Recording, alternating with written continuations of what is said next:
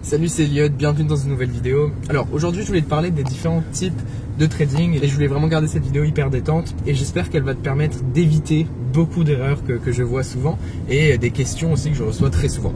Alors cette question c'est: je sais pas si je dois faire du day trading ou du scalping ou du swing trading. Et les personnes pensent que ça c'est différents types de trading, mais c'est pas du tout le cas. En fait, pour moi, après, donc ça c'est vraiment quelque chose de personnel. Si tu tapes sur internet, tu vas peut-être trouver des réponses différentes.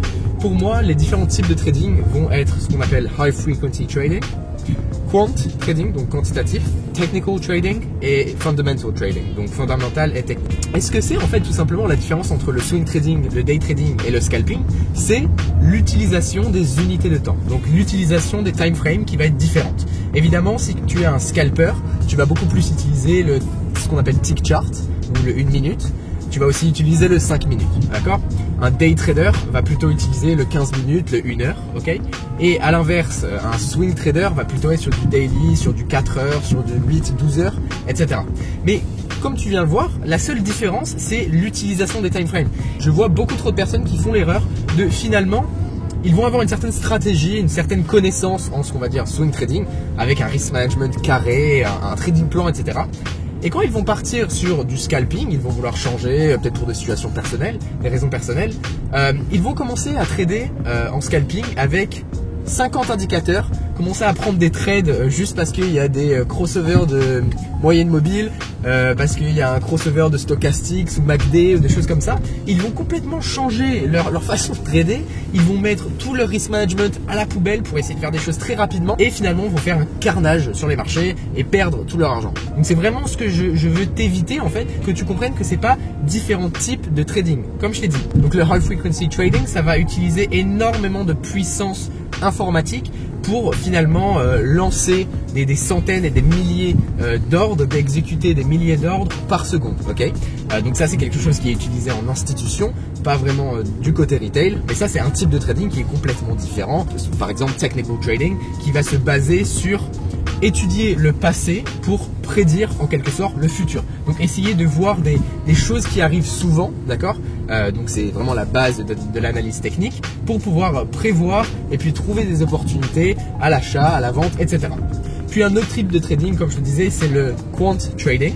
Donc quant, ça vient du mot quantitative, donc quantitatif, qui va en fait se baser tout simplement sur des modèles mathématiques et statistiques pour justement trouver des opportunités d'investissement où les statistiques, les probabilités sont en ta faveur. Donc pareil, ça c'est quelque chose qui est beaucoup plus utilisé en institution, qui sont basés sur des modèles mathématiques assez compliqués.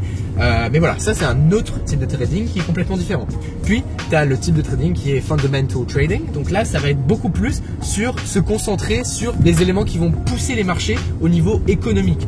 Donc pour ma part, je trade le FX, ça va être tout ce qui se passe au niveau des banques centrales, ça va être tout ce qui se passe au niveau géopolitique, ça va être tout ce qui se passe aussi au niveau des data, d'accord? Donc data announcement, un des plus connus étant le NFP, même si on va dire que ça fait 1 an et demi, 2 ans que l'impact du NFP est beaucoup moindre. Enfin bref, ça c'est une petite aparté, surtout avec le Covid, etc. En fait, il y a des choses qui sont bien plus importantes dans le marché plutôt que ce qui est en train de se passer au niveau de l'emploi des États-Unis. Et donc justement pour moi, ces 4 types de trading vont pouvoir être utilisés de manière différente avec des unités de temps différentes. Mais utiliser ces unités de temps différentes ne va pas changer le type de trading. Donc comme je t'ai dit, je fais vraiment cette vidéo pour pas que tu tombes dans le panneau que tout le monde fait, c'est-à-dire d'avoir une certaine stratégie, une certaine petite rentabilité en day trading, swing trading, donc sur une certaine unité de temps, et puis vouloir changer ça et complètement changer ta façon de trader parce que tu as l'impression que c'est plus comme ça qu'on fait. Donc j'espère que cette vidéo aura été instructive et qu'elle t'aura au moins permis d'éviter de faire des erreurs que beaucoup de personnes font, ou alors tout simplement répondre à ta question. Comme je dis, c'est une question que je reçois énormément, les différents types de trading, ce qui est de mieux entre le scalping, le swing trading. Et voilà, comme je te dis, il faut vraiment que tu arrives à utiliser les time frames pour toi personnellement. Tout le monde a une situation différente. Peut-être que tu as un travail, peut-être que le trading c'est ton seul revenu, auquel cas tu vas pouvoir te permettre de trader sur des unités de temps que d'autres personnes ne vont pas pouvoir. Donc si cette vidéo t'a plu, n'oublie pas de mettre un like. Si tu as quoi que ce soit comme question, va la mettre en commentaire. Je regarderai tous les commentaires, j'y répondrai à tous. Si tu as une question plus précise, tu peux aussi m'envoyer directement un message sur mon Instagram qui s'affiche juste là. Je te recommande d'aller checker toutes mes autres vidéos où je parle de trading, des finances, d'investissement. Si c'est quelque chose qui t'intéresse, je mets une vidéo tous les dimanches, donc définitivement va t'abonner. C'était Elliot, passe une bonne journée, ciao.